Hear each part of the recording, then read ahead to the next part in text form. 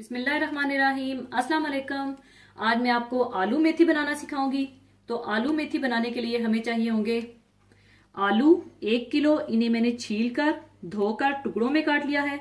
और अगर आप छोटे छोटे नए आलूओं के साथ मेथी आलू बनाएंगे तो ये सब्जी आपकी और ज्यादा मजेदार बनेगी। और अगर आप नए बिल्कुल छोटे छोटे आलू लेंगे तो पहले आप इन्हें अच्छी तरह से वॉश कर लें और उन्हें इसी तरह ही इस्तेमाल कीजिएगा, या फिर आप इन्हें धोकर किचन टॉवल से रब कर लीजिएगा।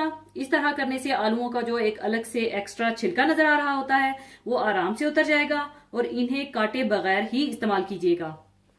और मेथी 250 ग्राम मेथी के आप पत्ते तोड़ लीजिएगा। और पत्ते अलग करने के बाद आप साफ खुले पानी में भिगोकर 2 से 3 मरतबा धो लीजिएगा ताकि सारी मिट्टी निकल जाए। और प्याज 1 अदद बारीक आमलेट स्टाइल में कटी हुई, टमाटर 3 अदद मीडियम साइज के बारीक कटे हुए, हरी मिर्चें 5 से 6 अदद, पिसा हुआ लहसुन 1 टेबलस्पून, नमक हस्बे जरूरत, पिसी हुई लाल मिर्च 1 टीस्पून थोड़ी सी लेवल करके, हल्दी 1/4 टीस्पून और साबुत लाल मिर्चें 7 से 8 अदद ले लीजिएगा। और इन्हें आप हाथों से जरा सा तोड़ लीजिएगा और आपने इन्हें इनके बीज के समेत ही डालना है। और तेल 1/2 कप चाहिए होगा। तेल आप अपनी मर्जी से कम या ज्यादा भी कर सकते हैं। सबसे पहले आप तेल गरम कर लें।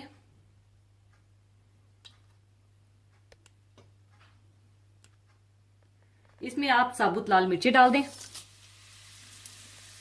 और साथ ही आप इसमें कटे हुए प्याज डाल दें।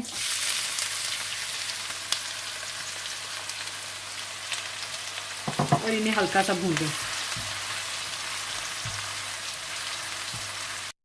और जब प्याज हल्की सी फ्राई हो जाए तो आप इसमें लहसुन डाल दें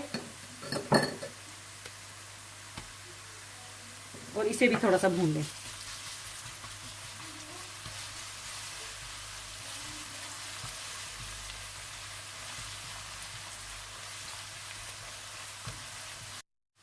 और जब लहसुन भी हल्का सा फ्राई हो जाए तो आप इसमें आलू डाल दें।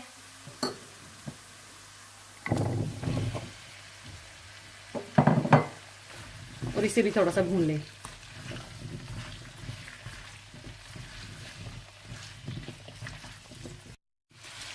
और जब आलू भी थोड़े से भुन जाएं तो आप इसमें टमाटर,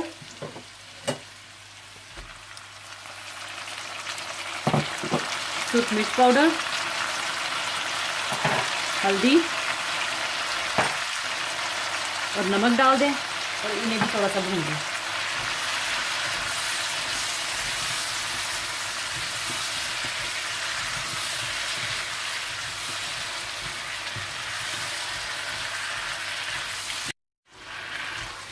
जब टमाटर भी थोड़े से भुन जाएं तो आप इसमें मेथी और हरी मिर्चें डाल दें।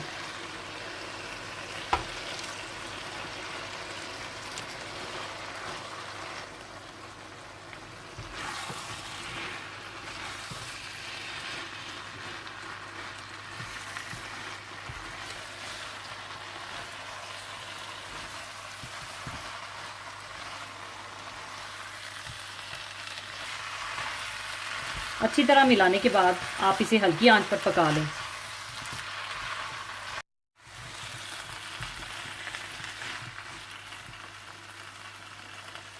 यहाँ पर मैं आपको बताती जाऊं कि हमेशा मेथी को एंड में डालें, क्योंकि मेथी इतनी सॉफ्ट होती है कि वो फौरन गल जाती है और मिक्स हो जाती है। और मेथी को ज्यादा देर तक ना पकाएं, क्योंकि बहुत ज्यादा देर तक पकाने से मेथी की कड़वाहट बढ़ने लगती है और दूसरा इसका कलर भी काला होने लगता है, जो कि देखने में भी खूबसूरत नहीं लगता।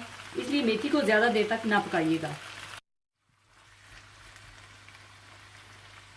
थोड़ी देर पकाने के बाद आप इसे हल्की आंच पर पका लें जब तक कि आलू न गल जाएं।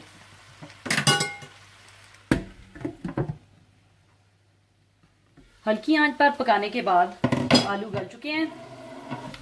इसे आप अच्छी तरह से मिक्स कर लें और आलू मेथी तैयार है। अब इसे मैं डिश आउट कर लूंगी।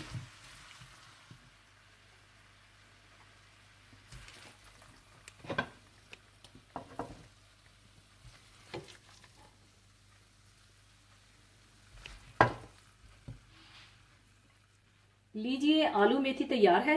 इसे आप गर्मा गर्म रोटी या पराठे के साथ खाइएगा। जरूर बनाइएगा। और आपसे इजाजत लेने से पहले एक हदीस पाक शेयर करना चाहूंगी।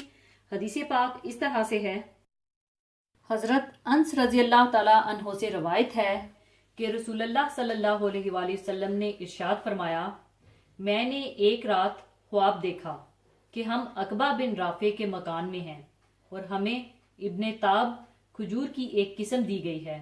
मैंने ये ताबीर की कि दुनिया में हमारे लिए बुलंदी है और आखिरत में अच्छा अंजाम, और यकीनन हमारा दीन बेहतर और खुशगवार है। इस हदीस मुबारका में रसूलुल्लाह सल्लल्लाहु अलैहि वसल्लम ने अपने एक ख्वाब का जिक्र फरमाया है और फिर इसकी ताबीर फरमाई है। ख्वाब नहायत मुख्तसर सा बयान हुआ है। ख्वाब के बारे में आप सल्लल्लाहु अलैहि वसल्लम का इरशाद पाक है, अच्छे ख्वाब अल्लाह की तरफ से होते हैं और बुरे और परेशान ख्वाब शैतान की तरफ से हुआ करते हैं।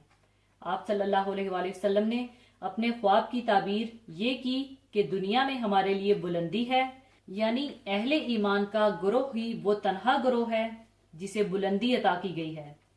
फिक्र की बुलंदी इसी को अता हुई है। हकीकी इल्म और हिकमत इसी गिरोह के हिस्से में आई है।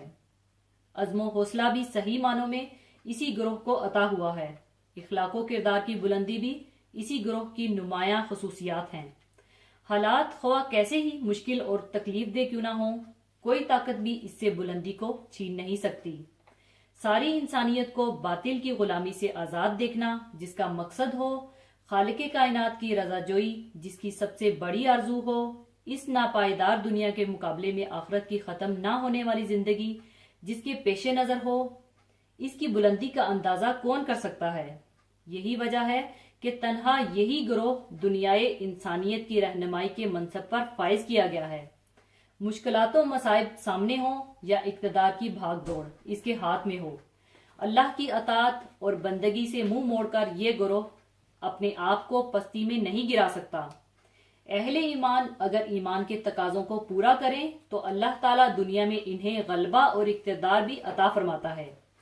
यही वजह है कि कुरान पाक में वाज़िह तौर पर फरमा दिया गया है, इज्जत अल्लाह, इसके रसूल और अहले ईमान के लिए है, लेकिन मुनाफिक नहीं जानते। दूसरी बात, आप सल्लल्लाहु अलैहि वसल्लम ने यह फरमाई कि आखिरत में अंजाम हमारे हक में है। आखिरत जो फिल वाक़या मौजूदा जिंदगी की सरगर्मियों और जद्दोजहद का आखिरी नतीजा और अंजाम है, इसमें यह हकीकत खुलकर रहेगी कि अहले ईमान की सरगर्मियां और कोशिश ही सही और दुरुस्त थी। इसके लिए अंजाम के लिहाज से भी वही कामयाब और फलाहयाब हैं। आखिरत की जिंदगी दर हकीकत इन्हीं के लिए है। नाफरमान और सरकश ग्रोह के हिस्सा में जिल्लत और अजाब के सिवा कुछ ना आएगा। इनकी सारी कोशिशें और सरगर्मियां रायगा साबित होंगी और वो अपना बुरा अंजाम अपनी आंखों से देख लेंगे। जैसा कि इरशाद बारी ताला है, कह दो क्या हम तुम्हें ऐसे लोगों की खबर दें जो अपने किए धरे में सबसे बढ़कर खसारे में पड़ने वाले हैं। वो ये कि दुनिया की जिंदगी में जिनकी कोशिश गुम होकर रह गई और वो यही समझते हैं कि अच्छा काम कर रहे हैं। तीसरी बात जो आप सल्लल्लाहु अलैहि वसल्लम ने फरमाई कि हमारा दीन उम्दा और खुशगवार दीन है, जो एक अहम हकीकत का इजहार है। दीन हक इंसान के लिए फिल वाक़या कोई मुसीबत और ना खुशगवार बोझ बनकर नहीं उतरा है। वो तो इंसान की एक तलब और ज़रूरत है। वो इसके लिए एक मतलूब शय है। वो एक लज्जत बख्श नेमत है। सही माना में इस दीन का हामिल वही शख्स है जिसे ये दीन बतौरे नेमत के हासिल हो। कुरान करीम का बगौर मुतालिया करने से ये मालूम होता है कि हमारा दीन तारीकी के मुकाबला में रोशनी है, जहल के मुकाबला में इल्म व बसीरत और हिकमत है, मौत के मुकाबला में जिंदगी, हयात और रूह है, अंधेपन के मुकाबला में बिनाई और बसारत है, ज़हनो रूह की परेशानी के मुकाबला में इत्मीनान सुकून, राहत और यकसोई है, गुमराही के मुकाबला में हदायत और सराते मुस्तकीम है, बिगाड़ और फसाद के मुकाबला में बनाव और इस्लाह है, पस्ती के मुकाबला में बुलंदी है, बेकिरदारी के मुकाबला में आला किरदार, अमल और इखलाक की बुलंदी है। हकीकत यही है कि कुरान करीम अहादीस की रोशनी में गौर करेंगे तो हम ये देखेंगे कि जो दीन हमें अता हुआ है वो अल्लाह ताला की बेहतरीन अता और नेमत है। इसी के साथ मैं आपसे इजाजत चाहूंगी। अपना बहुत ख्याल रखिएगा, दुआओं में याद रखिएगा। अल्लाह हाफिज।